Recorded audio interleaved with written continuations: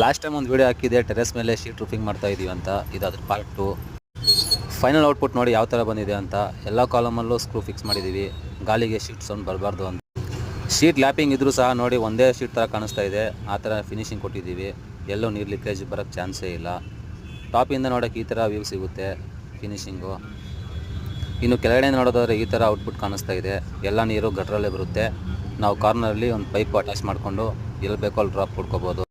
Balcony ಹತ್ರ extra door ಬೇಕು ಅಂದಾಗ ಅಲ್ಲೊಂದು ಡೋರ್ ಫಿಕ್ಸ್ ಮಾಡಿದ್ದೀವಿ. ಅದಕ್ಕೂ ಶೀಟ್ ಕವರಿಂಗ್ ಮಾಡಿದ್ದೀವಿ. ಅದಕ್ಕೊಂದು ಎಕ್ಸ್ಟ್ರಾ ಲಾಕ್ ಕೂಡ ಇಟ್ಟಿದ್ದೀವಿ ಎಮರ್ಜೆನ್ಸಿಗೆ.